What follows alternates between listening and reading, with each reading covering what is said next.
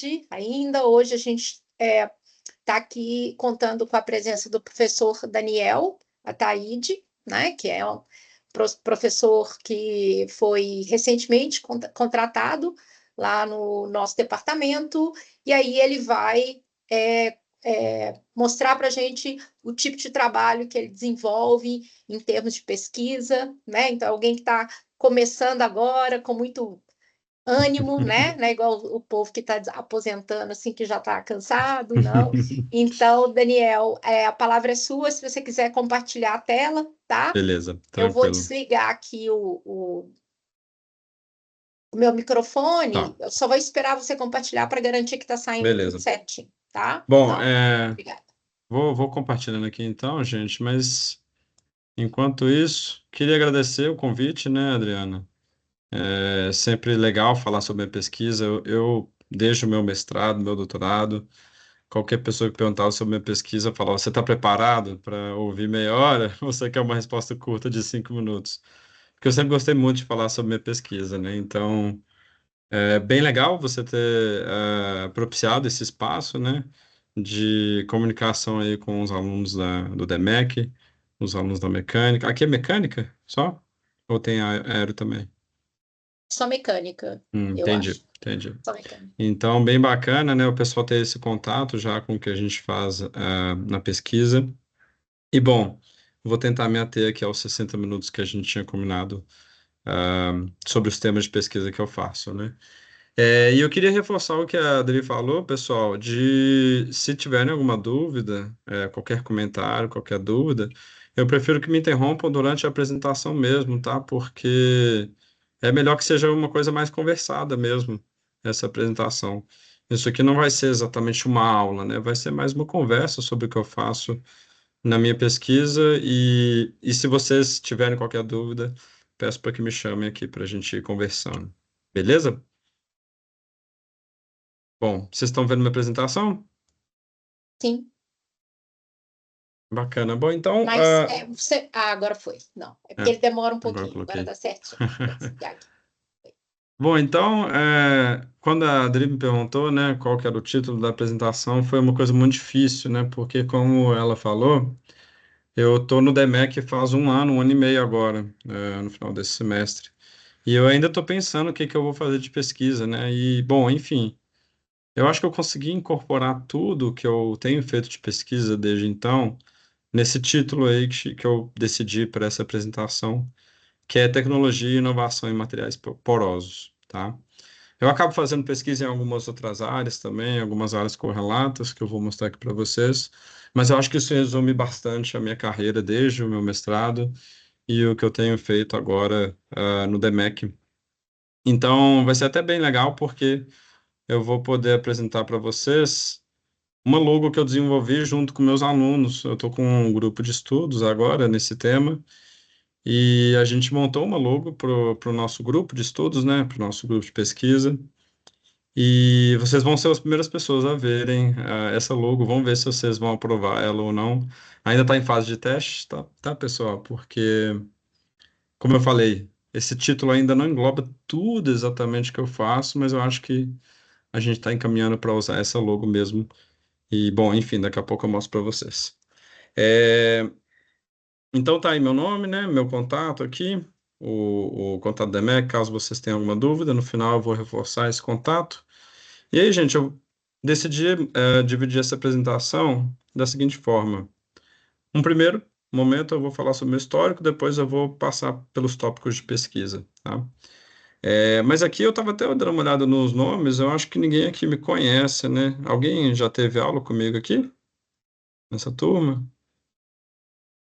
Eu acredito que são poucos, porque eu entrei faz pouco tempo, né?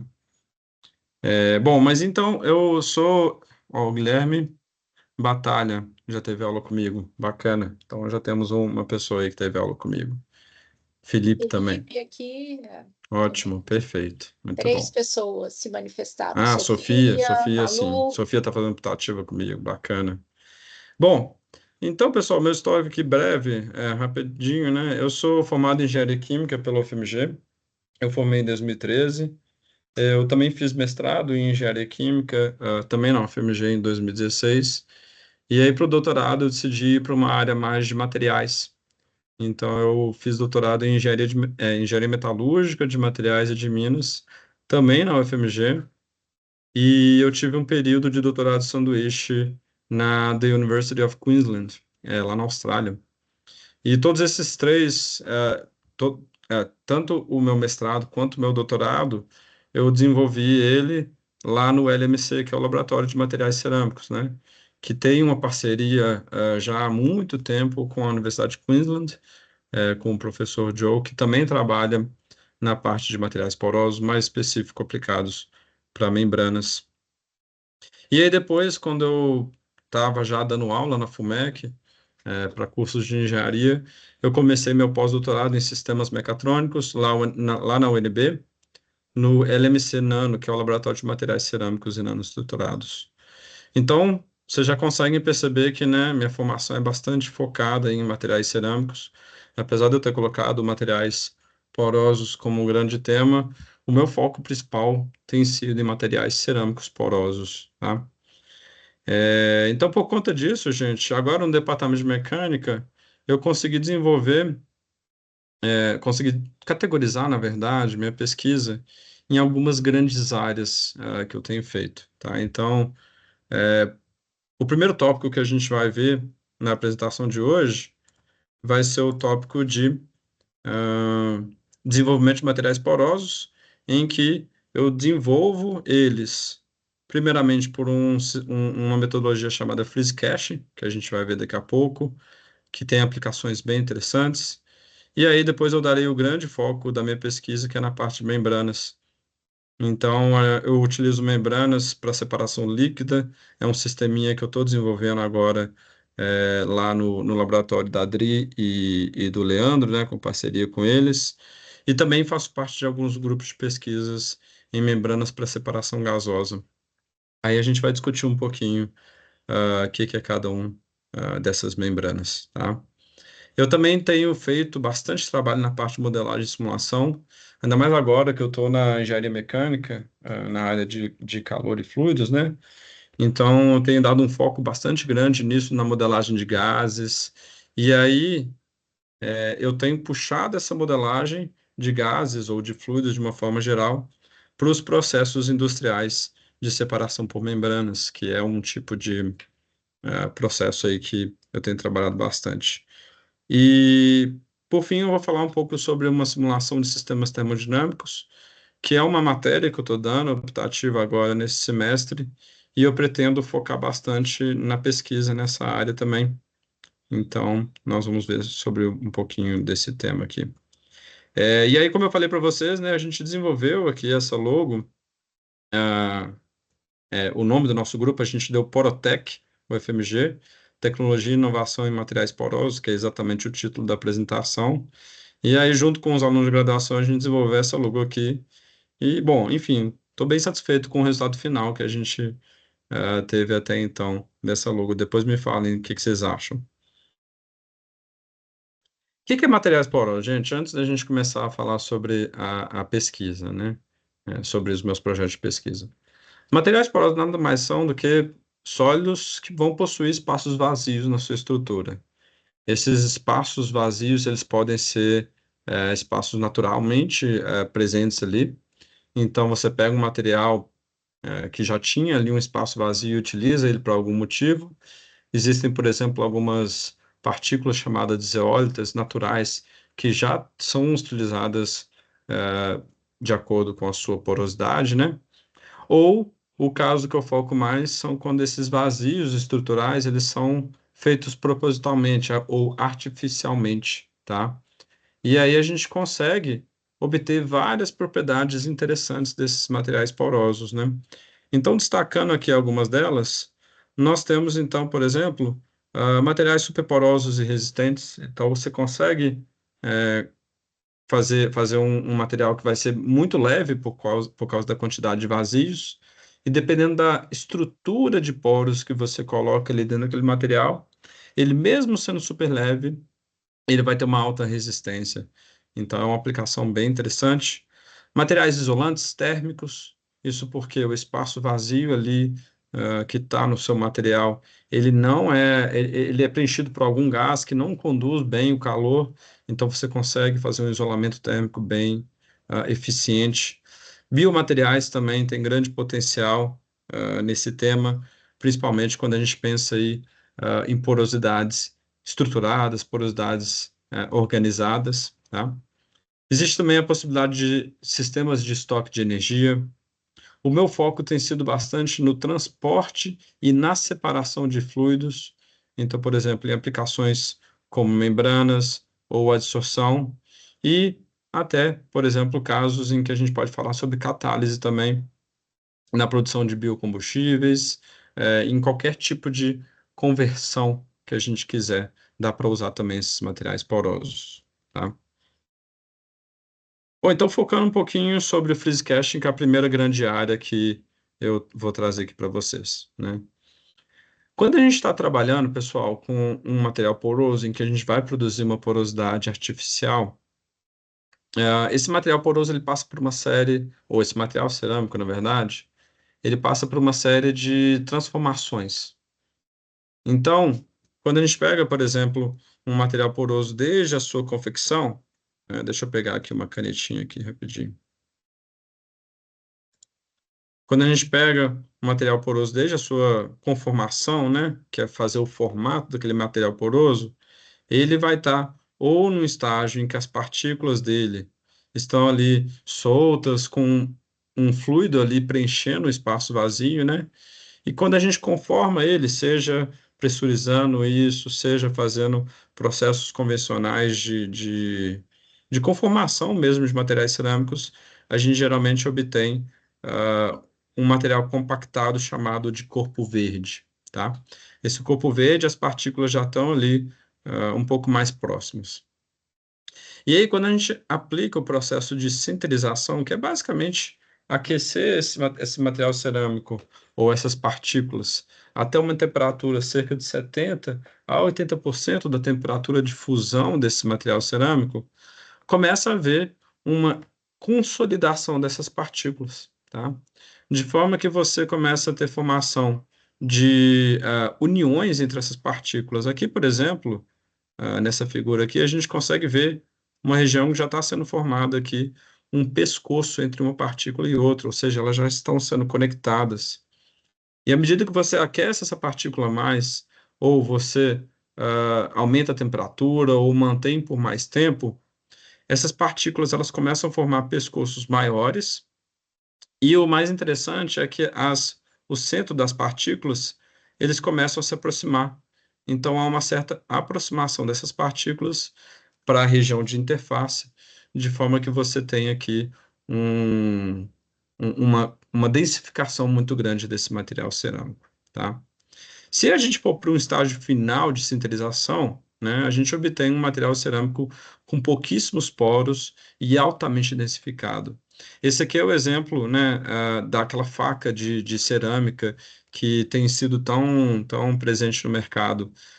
As tecnologias de sinterização estão tão boas hoje em dia que você consegue materiais cerâmicos altamente resistentes aqui nessa condição aqui desse estágio 4, né? Esse não é o estágio que eu quero, porque esse material aqui ele não é poroso. Então a faca que vocês podem ter na cozinha, né, eu mesmo tenho algumas aqui, ela não é porosa, ela é bastante densa, tá? Então o meu objetivo durante a produção de materiais cerâmicos porosos é parar no estágio 3, de forma que a gente tenha um poro aqui, que é essa região vazia entre as minhas partículas. E aí eu vou usar esse poro para diversos motivos, seja para passar um fluido por ali, seja para colocar um catalisador ali, ou para armazenar alguma coisa, vão ter vários motivos, tá? Só que nos processamentos convencionais de materiais cerâmicos, tá? Então, quando a gente pega as técnicas convencionais, que eu não vou listar aqui porque, enfim, são nomes muito diferentes do que vocês estão acostumados, nós temos a produção dessa estrutura de poros aqui na direita, em que, se eu estiver falando de um poro que eu quero atravessar um fluido ali, né, por exemplo, aqui nesse poro, esse poro C aqui, eu consigo fazer com que o fluido atravesse aqui por todo esse poro. Então, esse é um bom poro para mim, tá? Só que nós temos vários tipos de poros possíveis de serem obtidos ali. Então, por exemplo, poros fechados, como esses aqui, na verdade não, esse aqui é o poro isolado. O poro fechado é o B, tá? O B é um poro que ele não tem saída. Então, se um fluido entra ali, ele não vai sair pelo outro lado do meu material poroso. Então, esse poro é perda de área útil do meu material. Da mesma forma, eu posso ter poros isolados aqui, que é o caso do A, que esse poro é mais indesejável ainda, porque ele não é alcançável pelo meu fluido que está atravessando ali, ou ele vai diminuir a resistência do meu material. Então, ele é o pior tipo de poro que pode ter. E nós temos também alguns gargalos, né? Alguns gargalos que são basicamente o que está sendo mostrado aqui no meu poro D. Esse poro aqui tem uma região muito pequena aqui que vai limitar qualquer fluido passar por ali. Então eu também eu quero evitar esse tipo de poro, tá? E aí a técnica de freeze caching, gente, ela é uma técnica de conformação de materiais cerâmicos. Então, basicamente, a gente está dando uma forma para esse material cerâmico e, ao mesmo tempo, obtendo uma estrutura de poros organizada, tá? Então, por exemplo, eu coloquei aqui uma imagem de microtomografia, de raio-x, mostrando aqui um material cerâmico poroso por métodos convencionais aqui na esquerda, mostrando num sistema tridimensional que essa porosidade é totalmente aleatória, vai ter ali provavelmente muitos poros isolados e poros fechados, e aqui na direita o material obtido por freeze caching, tá? Mostrando que os poros de freeze caching eles são bastante alinhados com uma direção que eu vou explicar daqui a pouco para vocês, que é a direção de congelamento, tá? Então eu vou congelar alguma coisa de forma que essa direção de congelamento aqui eu vou obter um poro que é muito bem organizado, muito bem alinhado e que vão ter propriedades bastante interessantes, né? Então, agora vocês entenderam mais ou menos o que é esse freeze cache, né? Qual que é o objetivo dele? Vamos entender como que isso é feito. Então, o que que eu faço aqui na figura da direita? Eu pego uma pasta cerâmica. Essa pasta cerâmica ela pode ter várias texturas, várias viscosidades. Eu posso desde uma pasta cerâmica com poucas partículas, que vai ter uma viscosidade mais parecida com a água, tá? Ou eu posso pegar uma pasta cerâmica que vai parecer uma argila molhada mesmo, em que eu vou conformar ela, tá? No caso do freeze cache, eu vou querer algo no meio termo, entre uma pasta com poucos sólidos e uma pasta com muitos sólidos. Eu quero ali uma certa viscosidade, mas que eu ainda tenha uma certa fluidez dessa pasta cerâmica. E aí, o que que eu faço? Eu coloco essa pasta cerâmica, gente, em contato com uma fonte fria, tá? Uma fonte fria, por exemplo, como uma placa de cobre aqui, que está fria, seja porque ela está passando por um chiller, tem um chiller passando um líquido ali nela, ou porque ela está em contato com nitrogênio líquido.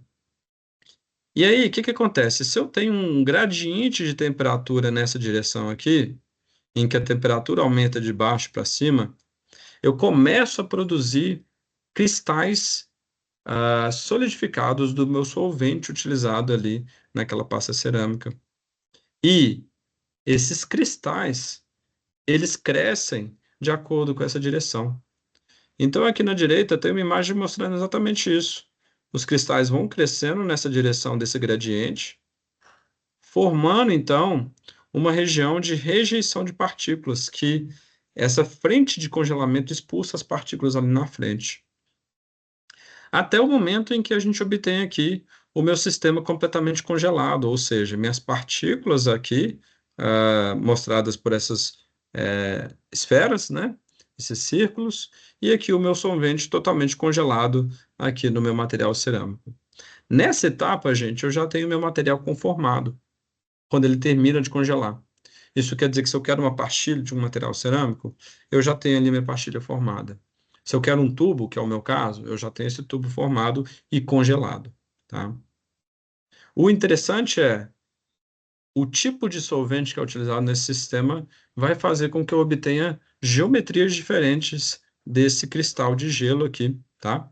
Então eu, por exemplo, uso bastante água por ser um solvente fácil de trabalhar, e a água forma poros lamelares, ou seja, forma placas mesmo, de gelo. Então, essa placa cresce, formando essa porosidade aqui que vocês viram na tomografia. Bom, a próxima etapa, gente, é tirar esse gelo. E aí, como é que eu tiro esse gelo, no caso da água, né? Eu faço uma sublimação.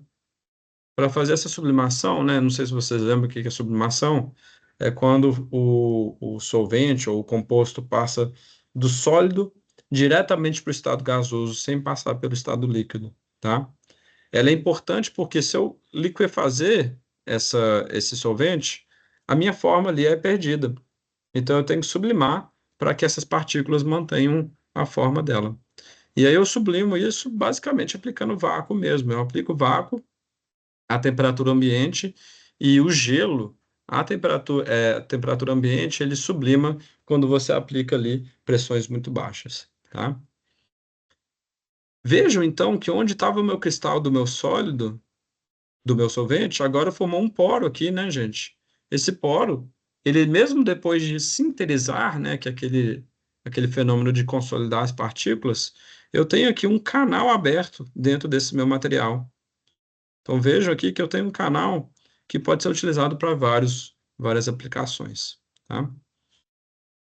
Então eu coloquei aqui algumas figuras do que eu faço para fazer esse freeze cache. Então, no caso, eu uso um molde de cobre, tá? Esse molde de cobre ele vai ser a minha fonte fria, tá? E dentro desse molde de cobre, aqui eu coloco a minha pasta cerâmica com um cilindro de acrílico aqui, que vai ser o espaço vazio dentro do meu tubo, tá? E basicamente eu pego esse molde, fecho ele, coloco em nitrogênio líquido, e aí eu congelo obtendo esses tubos aqui, tá? Esses tubos aqui que já são o meu formato final do meu material poroso, tá? E olha que legal aqui.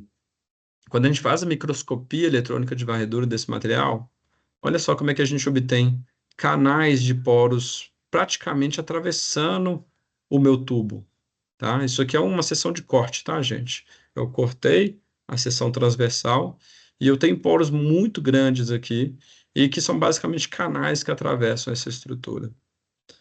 Aqui eu fiz um processamento num software chamado ImageJ, não sei se você já ouviu falar, que basicamente esse software ele colore, ahn, ele colore a imagem de acordo com a direção do contraste, né? Então, basicamente o que esse software fez foi colorir de acordo com o alinhamento dos meus poros aqui. No caso desse substrato aqui, a porosidade não foi muito alinhada, mas eu acho que é uma imagem tão bonita que eu obtive que eu sempre gosto de mostrar para vocês verem o tipo de estrutura que pode ser obtida. E aí, quando a gente analisa a resistência mecânica desse material, né, gente? Isso aqui é um trabalho bem legal que eu desenvolvi com um aluno de IC na época. Ele estava fazendo metalúrgica e acabou que depois ele passou para mecânica e graduou na mecânica. Ele avaliou qual era a distribuição de tensão no meu material cerâmico, durante um teste de compressão.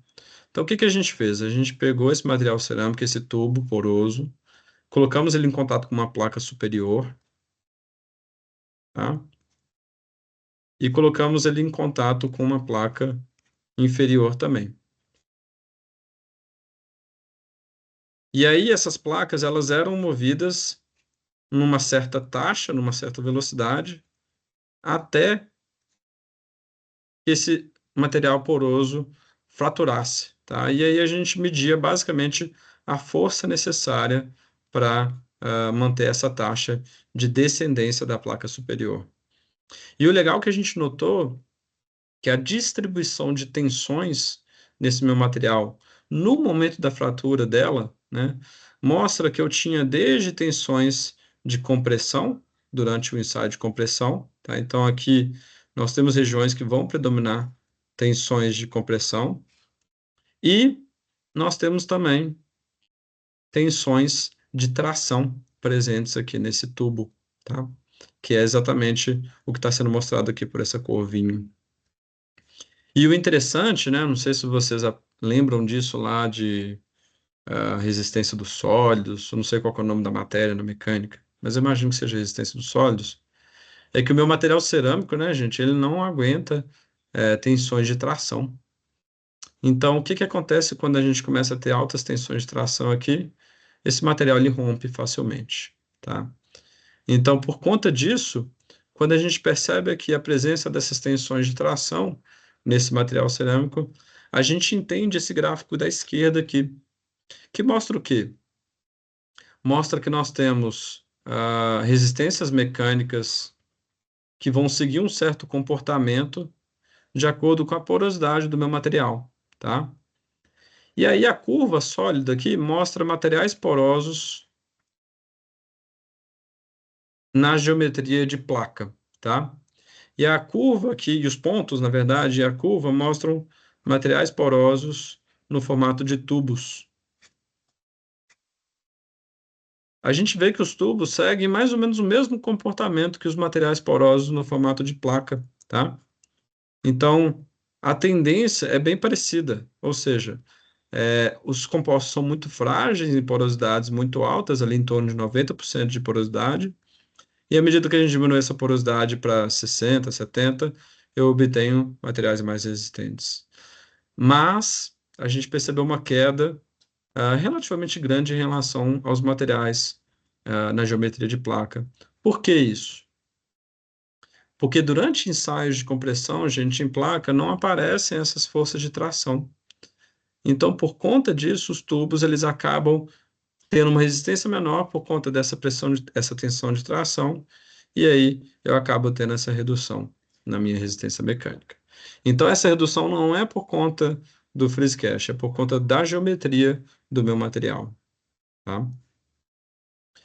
Bom, para terminar então sobre o freeze cache, gente, então aqui algumas aplicações que eu queria trazer para vocês desses materiais que a gente continua investigando. A principal, né, que eu uso é para o transporte de fluidos.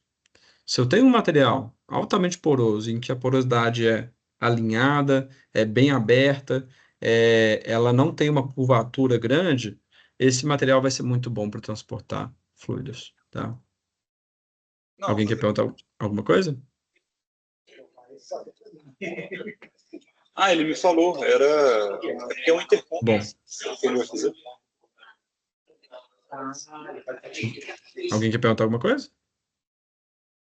Acho que não, né? Acho que não, acho que foi Vou. uma referência aí. Tá. Você dá um exemplo para a gente, Daniel, assim, que tipo de fluidos, como é que seria? Tá. Por exemplo, a gente pode pensar em um transporte de fluidos e separação de proteínas do leite, né? Você pode fazer uma separação do leite e de algum composto ali muito grande, e aí você consegue obter esse composto muito grande. Ele não vai passar pelo meu sólido, e o leite ali, a parte líquida, vai passar facilmente pelo meu sólido. Então, é um caso de aplicação desses substratos, né? Na separação de micro-organismos também é algo bem interessante. A gente pode pensar aí na indústria da cerveja, por exemplo, em que você tem ali a parte da fermentação, né? Você precisa ali dos micro-organismos para fazer essa fermentação. E se você passar esse fluido pelo meu tubo de freeze cache, por exemplo, você vai acabar retendo esse micro-organismo, o que é interessante para a fermentação, enquanto o meu fluido passa. Tá? Não, obrigada. Nada. Nós temos também uma parte bem interessante que eu quis trazer aqui também para vocês, de aplicações, são as propriedades anisotrópicas, né? O que que são essas propriedades? São propriedades que dependem da direção que você está testando aquela propriedade. Então, por exemplo, a resistência mecânica é um exemplo de propriedade anisotrópica que a gente pode obter nesses materiais.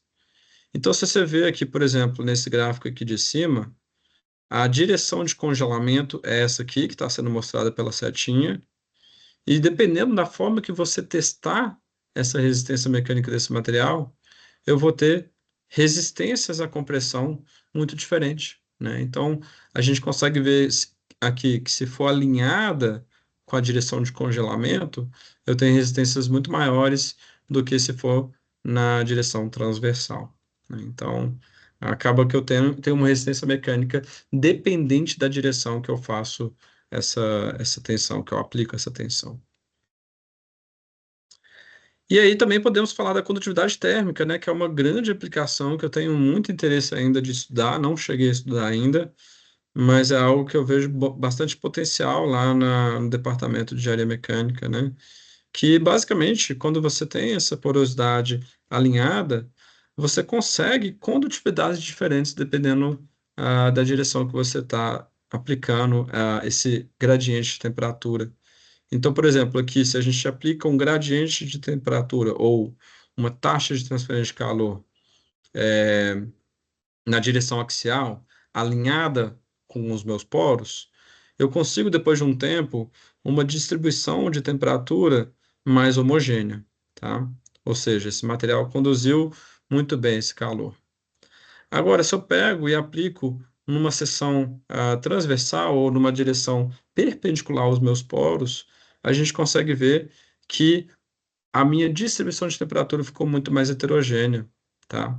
De forma que eu consigo uma condutividade muito menor nessa direção de teste aqui. Então, é um tipo de aplicação que eu acho bem interessante e que mostra aí o potencial desse freeze cache, né? Quais são os desafios de hoje, pessoal? Um desafio que eu estou tentando agora, com uma aluna de IC, é como modelar o transporte de fluidos através desses poros, tá? Então, nós estamos batalhando com isso agora. Já existem muitos modelos para modelar esse transporte, só que o FreezeCache ele tem uma porosidade muito peculiar, então a gente precisa fazer algumas adequações para modelar esse transporte. E aí, uma outra pergunta, né, que é até uma pergunta bem aberta, é quais são possíveis novas aplicações desses materiais? Então, muita gente tinha usado eles para biomateriais, já vi gente usando para acústica, porque esse material ele isola muito bem o som numa certa direção, né? Então, assim, dá para pensar em inúmeras aplicações desses materiais, é algo aí que a gente ainda pode explorar bastante, porque é um tipo de processamento de materiais porosos muito recente. Bom, passando então para a membrana, gente, que é a grande aplicação que eu tenho focado esse FreezeCache, né? E aí, primeiramente, eu queria conversar com vocês sobre o que é uma membrana, gente. Então, aqui, num conceito bem simples, a membrana ela é uma barreira semipermeável, tá? Que vai permitir a passagem, através dessa barreira, de apenas substâncias de interesse. Bem simples, tá? Então, vamos ver aqui, por exemplo, eu tenho uma entrada aqui, uma alimentação, eu tenho alguns compostos presentes aqui nessa membrana, vamos chamar aqui de composto A e B, e por algum motivo qualquer, essa membrana ela deixa passar somente os meus compostos B, né? Ou preferencialmente os meus compostos B, formando uma corrente rica nesses compostos B, enquanto aqui eu tenho uma corrente que a gente chama de retentado ou de concentrado, que é rica em compostos A. Simples assim, tá?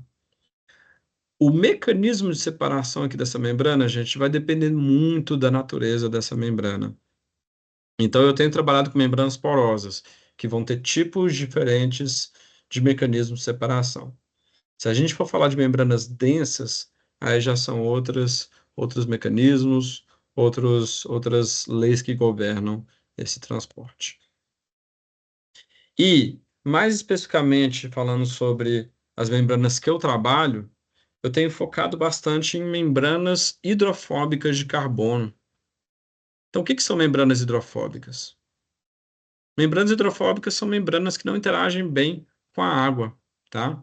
Então, eu basicamente faço um filme de carbono. Então, aqui eu peguei uma imagem para vocês de uma membrana tubular, nesse caso, né? Uma membrana que até é relativamente grande. E aí eu faço um revestimento de carbono na superfície desse tubo, tá?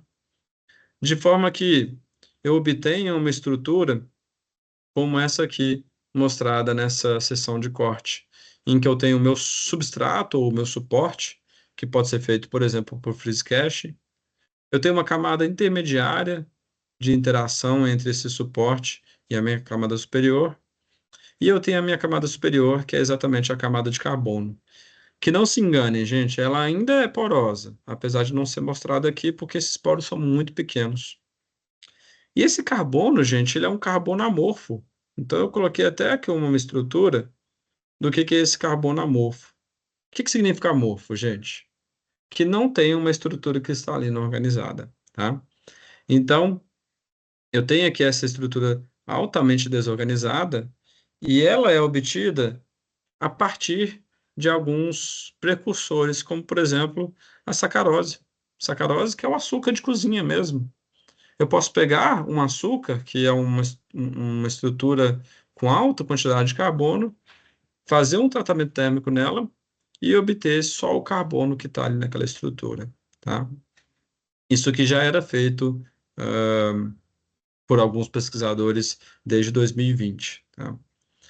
Eu tenho dado um foco bastante grande em aproveitar resíduos ou subprodutos da agroindústria, né? Então, eu coloquei aqui o melaço de cana, que é um que eu tenho trabalhado bastante. Nós estamos começando a fazer uma pesquisa agora com um aluno de mestrado e alguns alunos de iniciação científica. E, basicamente, o melaço de cana é o quê? É um resíduo da etapa de cristalização do açúcar. E ele é altamente rico em açúcar e alguns outros compostos. Então, nós estamos pegando ele e fazendo exatamente esse filme de carbono aqui na minha região externa, tá? O interessante é que a gente já conhece técnicas para eliminar aquela camada intermediária, né? Deixa eu voltar no slide anterior. Essa camada intermediária aqui, gente, ela é prejudicial para a minha membrana, tá? Porque ela vai diminuir o desempenho dessa membrana, ok? Então, a gente já tem técnicas de eliminação da camada intermediária. Isso aqui foi um trabalho que eu desenvolvi lá na Universidade de Queensland. Então, basicamente, o objetivo disso é aumentar o desempenho da membrana. Como que eu fiz isso? O filme superior que eu fiz, ele é um filme que não interage bem com a água. Então, eu peguei meu substrato de freeze cache, encharquei ele com água e aí depois depositei o filme. De forma que esse filme que não interage bem com a água, ele teve uma interação de repulsão do solvente, de forma que formou aqui uma camada altamente estável no superior da minha membrana, tá? E aqui eu mostrei para vocês como que isso é evidente numa microscopia. Então aqui, por exemplo, quando eu não usava água, o que que acontece? Eu tenho uma camada de carbono aqui com espessura grande, de 4,15 micrômetros. Eu tenho uma camada intermediária de 6 a 10 micrômetros, né? E aqui o meu substrato. Com a água, que foi a técnica que a gente desenvolveu, vejam que eu não tenho a minha camada intermediária. Isso já é muito vantajoso. E além disso, a minha espessura caiu de 4,15 micrômetros para 1,36 micrômetros. Então, eu obtive um filme de carbono muito homogêneo e muito mais fino, que também é interessante para essa membrana, tá? Bom, até agora eu estou falando do material, né, gente? E que aplicação que eu tenho, né? O que que eu estou falando aqui de separação líquida? No caso, existem duas aplicações principais que eu estou utilizando essas membranas de separação líquida. Então, vamos lembrar que ela é hidrofóbica, tá, gente? Isso quer dizer que eu estou usando ela para misturas que contenham água, tá? O primeiro aplicação é num mecanismo chamado de pervaporação, que é muito utilizado para separar o NaCl. O que que é o NaCl? É o sal. Então, eu posso pegar uma água contendo sal, por exemplo, água do mar, e separar essa água do mar a partir da pervaporação usando essas membranas hidrofóbicas. E isso é muito interessante, porque hoje em dia a dessalinização em diversos pontos do mundo é algo que está sendo foco de muita pesquisa, tá? E em relação às tecnologias atuais de dessalinização, por exemplo, como as lagoas, A tecnologia de pervaporação usando membranas, ela é muito vantajosa em relação ao uso de área, em relação à dependência do clima e também em relação à eficiência mesmo do processo, né? A taxa de produção do processo. E aí, o que que é essa pervaporação, gente? Eu coloquei duas imagens aqui, mas basicamente elas dizem a mesma coisa, tá? Eu vou focar aqui nessa esquerda primeiro, que é mais fácil. Eu tenho aqui uma mistura de H2O, que é a minha água, misturado com algumas partículas, tá? De forma que eu obtenho aqui um filme de carbono, que é essa barreira semipermeável, aplico baixa pressão aqui do lado direito, tá? E por conta dessa baixa pressão, parte desses compostos vão difundir através dessa membrana, tá? De forma que eu obtenho aqui um vapor. Esse vapor, gente, ele vai ser preferencialmente só de água, né? Porque o NaCl não vai ser transformado em vapor, ele vai ficar retido aqui do lado esquerdo. E aí, se a gente der um zoom aqui nessa barreira aqui e começar a analisar os poros, o que que acontece aqui nessa interface de água mais sal, que é a água do mar, né? E a minha região aqui de baixa pressão, do lado direito aqui. O que ocorre é, como a membrana ela é hidrofóbica, tá? Eu acabo tendo uma formação de um menisco, uma barreira que a água não consegue penetrar, porque essa água não quer interagir com esse meu carbono aqui. Isso aqui é carbono, isso aqui é carbono, tá? E aí, por conta da baixa pressão, o que começa a ocorrer é uma evaporação junto com uma permeação. Por isso que eu tenho aqui a pervaporação, que é a separação que eu tenho aplicado. Uma outra aplicação, gente, outro mecanismo, na verdade, é a percristalização. Essa percristalização é uma tecnologia muito nova que tem sido bastante eficiente também nesse tema de membranas para separação líquida, tá? Então, basicamente, eu tenho aqui uma membrana, aqui um tubo, aqui sendo representado. Eu tenho uma solução entrando aqui que pode ser água do mar, pode ser uma mistura, por exemplo, de qualquer partícula que vai cristalizar, tá? Por exemplo, corantes podem ser separados dessa forma. Existem alguns materiais metálicos também, né? Alguns sais de metais na indústria da mineração, da metalurgia, que também podem ser utilizados aqui.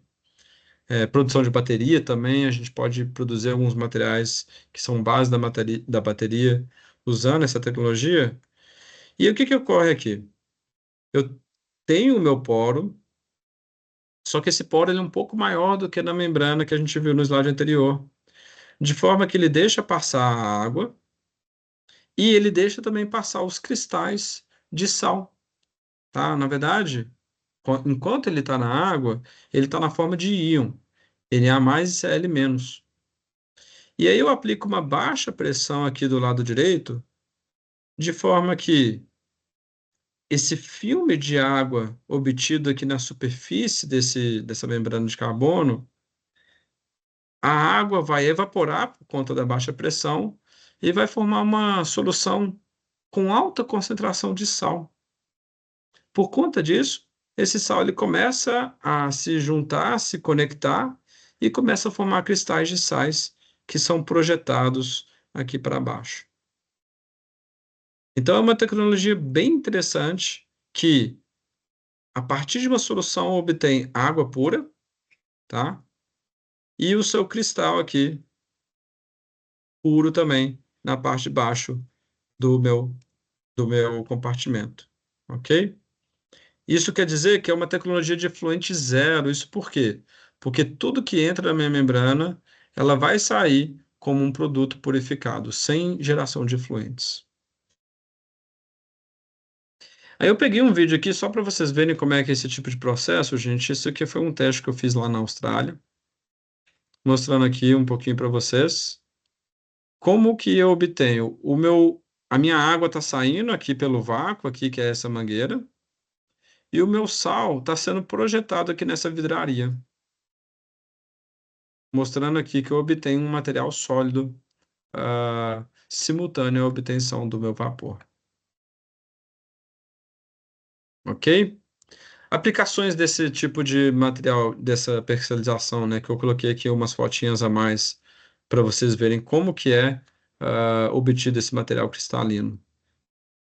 No caso dessa membrana aqui, gente, ela não está tão ideal porque o material cristalino está aderido na superfície. Isso não é muito legal.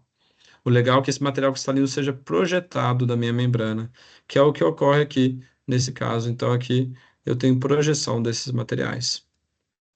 Bom, então eu posso aplicar essa membrana de percelização para dessalinização, como eu já tinha falado para vocês, indústria da mineração e da metalurgia.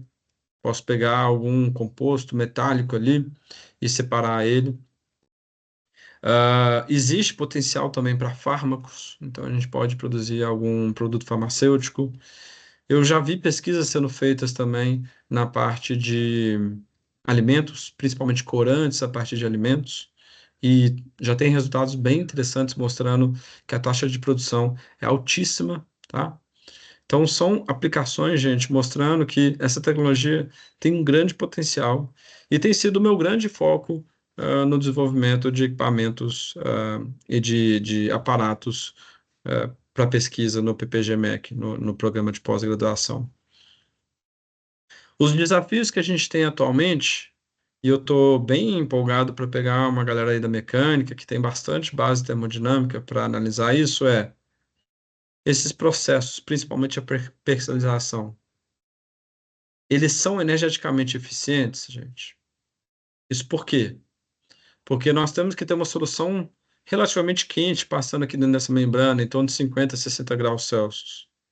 A gente pode aquecer isso facilmente? Né? Já é uma pergunta. E a outra pergunta a gente precisa de vácuo para isso. E eu não sei se você sabe, mas vácuo é uma energia muito cara. É um custo energético muito caro. Então, é necessário avaliar se existe a possibilidade de usar esse vácuo para usar várias membranas em paralelo e aí conseguir fazer com que esse processo seja eficiente, tá? E para isso a gente vai precisar de muita modelagem termodinâmica para conseguir modelar essa questão da eficiência energética, ok? Uma outra questão que eu também pretendo muito trabalhar na pós-graduação da mecânica é como que a gente pode escalonar essa tecnologia. Atualmente, gente, as membranas têm 5 centímetros. Isso vai ter uma taxa de produção alta em relação à área, mas para um processo industrial eu preciso de uma área muito grande, eu preciso de 20, 30 membranas de 30 centímetros. Então é possível escalonar? E aí, principalmente, é possível passar da batelada para contínuo? Isso quer dizer o quê? Esse processo aqui atualmente ele é feito de tal forma que ele opera por 30 minutos, uma hora.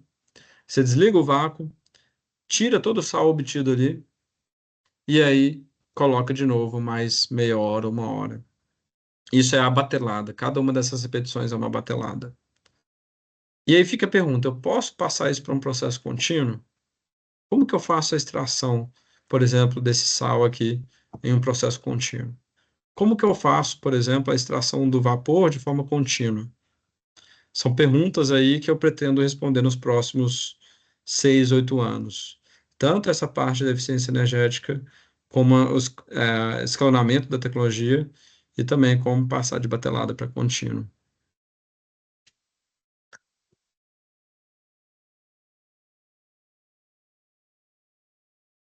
Bom, eu também faço parte, gente, de alguns grupos de pesquisa que produzem membranas para separação gasosa.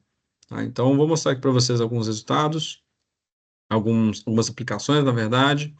E o nosso foco principal nesses dois grupos de pesquisa que eu faço parte, um é da UNB, orientado pelo professor Alisson, e um é lá da Engenharia Química, que eu faço parte também, que é basicamente separação do CO2 do CH4. Ou seja, a gente está basicamente purificando o gás natural ou purificando o biogás. Então, qualquer fonte de metano vai ter um pouquinho de CO2 ali, e dependendo da quantidade de CO2 ali presente, a gente precisa remover esse CO2. Por quê? Porque ele vai diminuir o poder calorífico do meu combustível, seja o meu gás natural, que chega a ter porcentagem de CO2 aí até 20%, ou o meu biogás, né? O meu biogás ele chega até porcentagem de 40%, 50% de CO2. Então, são duas frentes que a gente tem pesquisado para separar esse CO2 do CH4. A primeira é usando membranas de zeólitas. O que é zeólita? A zeólita é um material poroso, tá? Um material cerâmico poroso, que ele pode ser encontrado naturalmente. Existem zeólitas naturais, mas eu trabalho principalmente com zeólitas sintéticas, como por exemplo essa aqui, que é a SSZ13. Por que a gente usa essa zeólita em específico? Por causa dessa estrutura cristalina dela, que forma uma estrutura cristalina ou como se fosse uma gaiola, que tem um tamanho aqui, gente, muito interessante para essa separação desses dois gases, que, por sinal, são gases que têm moléculas de tamanho muito parecidos. E aí, essa janelinha aqui, para entrar nessa estrutura, ela é uma janelinha que tem 3 angstroms, tá? Ou seja, o tamanho parecido com o tamanho das moléculas de CO2 e CH4. E aí, se eu conseguir produzir uma membrana como essa aqui da direita, em que eu tenho aqui um substrato, tá? Esse aqui é o substrato aqui embaixo, e eu tenho a minha zeólita SSZ13 aqui, sem defeitos, somente o CO2 irá passar pelos poros pequenos dessa zeólita, que a gente chama de microporos. Enquanto o CO2 passa, eu obtenho o meu CH4 puro ao passar por essa membrana, tá? Esse é o primeiro material que a gente tem aplicado para esse estudo de CO2-CH4. Existe um outro projeto, como eu falei para vocês, que a gente utiliza outra membrana, que é uma membrana de matriz mista. O que isso significa? É uma mistura de polímero mais um aditivo inorgânico, como por exemplo uma zeólita, uma partícula cerâmica qualquer. E aí aqui eu mostrei para vocês, estou mostrando para vocês como que são essas membranas. Eu tenho aqui discos bem finos, eles têm 2 centímetros de diâmetro, e a espessura deles deve ser em torno de 0,5 milímetro, 0,3 milímetros, tá? E aí eu tenho aqui esses materiais que, ao colocar partículas neles, eu acabo tendo aparências diferentes. E aí o interessante é que essas partículas, gente, como por exemplo mostrado aqui na direita, elas permitem a passagem de um gás preferencialmente em relação ao outro. Ou seja, esse gás CO2, por exemplo, ele vai passar preferencialmente por essas partículas, enquanto o CH4 ele não passa. Ok? Os desafios nossos atuais são: quais são as faixas de operação de plantas de gás, de processamento de gás natural para usar as membranas e em quais faixas elas são vantajosas? E também nós estamos com um grande desafio agora, porque nós estamos com um projeto grande, financiado pelo FINEP, que a gente vai ter que construir uma planta piloto com essas membranas. E isso também é um desafio de escalonamento que eu penso em envolver aí a galera da mecânica para projetar um sisteminha com compressor, tubulações, como que essa membrana vai ser colocada dentro dessa planta piloto. Partindo então para algo que eu tenho trabalhado bastante nesses últimos anos, principalmente desde que eu entrei na mecânica. Eu já trabalhava com esse tema de modelagem e simulação, só que mais voltado para ensino. E agora eu tenho elaborado alguns projetos de pesquisa nesse tema, que é modelagem e simulação. Primeiramente, eu vou mostrar para vocês aplicada a processo de separação por membrana, né? Por quê? Bom, eu sempre tive projetos de pesquisa e desenvolvimento de materiais, mas eu sempre perguntei: esse material é eficiente? Esse material é interessante para um processo industrial? E aí a gente está fazendo vários trabalhinhos nesse tema. Esse primeiro aqui é um projeto bem legal que eu estou fazendo com a galera de graduação, com alguns alunos de iniciação científica, E, basicamente, a gente aplica o método de elementos finitos numa membrana. Então, eu tenho aqui uma membrana, ela vai receber um certo gás aqui. A gente modela como que esse gás vai escoar dentro dessa membrana. Então, a gente modela a perda de carga, a gente modela também a velocidade desse gás e a variação da densidade. E a gente divide essa membrana em 1000 volumes de controle,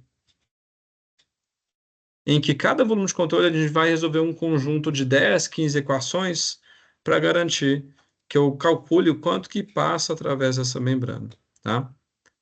A gente já conseguiu resultados bem interessantes usando métodos numéricos iterativos para dois gases, tá? Por exemplo, CO2 e CH4. Só que geralmente a gente tem mais que CO2 e CH4. Então a gente está tentando agora aplicar métodos que permitem o cálculo para três gases. Por exemplo, se aqui tiver um nitrogênio, ou uma água, ou um mercúrio, por aí vai. E aí a gente começou tentando um método que chama método de ponto fixo, não sei se vocês lembram lá do cálculo numérico, né? Em que basicamente a gente conseguiu alguns resultados estáveis, como esse aqui, que convergiram para uma solução.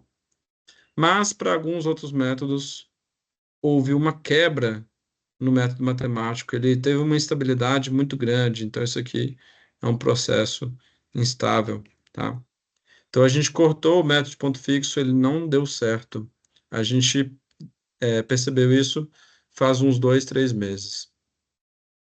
Agora nós estamos o grande desafio agora é implementar o método Newton-Raphson, que é um método também numérico, iterativo. Também estou fazendo um projeto de pesquisa com alguns alunos de IC, em que a gente pegou esse modelo que está aqui representando essa membrana. Então, aqui tem todo um modelo que a gente desenvolveu, e agora conectando esse modelo numa série de correntes de entrada, saída, seja de produto concentrado ou do permeado contendo CO2, tá? E aqui o CH4. E aí a gente está fazendo uma avaliação dos parâmetros de separação nessa, nessa membrana.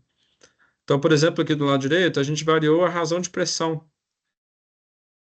A razão de pressão, que é a pressão da minha alimentação, tá? Dividido,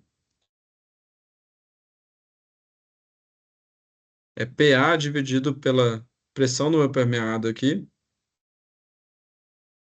E aí, variando esse PA sobre PP, eu consigo valores de razão de pressão de até 20, eu consigo obter metano com purezas mais altas, tá? Então, por exemplo, aqui com purezas de até 100%, só que com baixa recuperação de CH4. Isso quer dizer o quê? Muito CH4 está sendo perdido. Então, isso não é interessante ainda. A gente viu que para essa faixa de operação aqui, o máximo que a gente consegue, mantendo a concentração de venda do metano, é 75% de recuperação do CH4 com a membrana que a gente modelou, tá? A meta, alguns grupos já têm definido essa meta do ponto de vista econômico, a meta é conseguir essa concentração aqui da linha tracejada, obtendo recuperações de 96, 98% de metano, ou seja, desafio grande que a gente tem aí para sair de 75% e chegar em 96%. Nós também, agora que a gente já tem o modelo de uma caixinha de membrana, de um módulo de membrana para separação gasosa, nós estamos partindo agora para a simulação de sistemas com mais de uma membrana. Então, aqui, por exemplo, eu tenho uma alimentação tendo CO2 e CH4, por exemplo. Essa alimentação passa por um compressor, por trocadores de calor, vem para um módulo de membrana, e aí o que passou pela membrana pode passar por um segundo módulo de membrana e pode ser reciclado aqui nesse sistema, de forma que a gente consegue fazer uma avaliação do custo energético disso também, tá? O grande desafio atual é qual a geometria desse fluxograma aqui, que eu mostrei só um para vocês, tá? Para ser bem rápido aqui.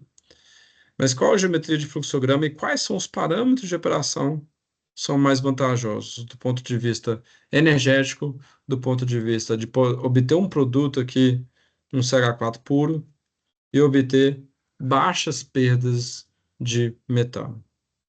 Então, são questões aí que a gente está tentando resolver agora. Aqui um outro processo que a gente simulou é uma membrana um pouquinho diferente. No caso dessa membrana aqui, eu estava modelando ou simulando uma termoelétrica por oxicombustão, né? Então, não sei se vocês vão conseguir reparar, mas isso aqui é basicamente essa parte aqui de baixo. Isso aqui é um ciclo Rankine de produção de energia a partir da queima do carvão. Então, eu tenho uma membrana aqui que faz o quê?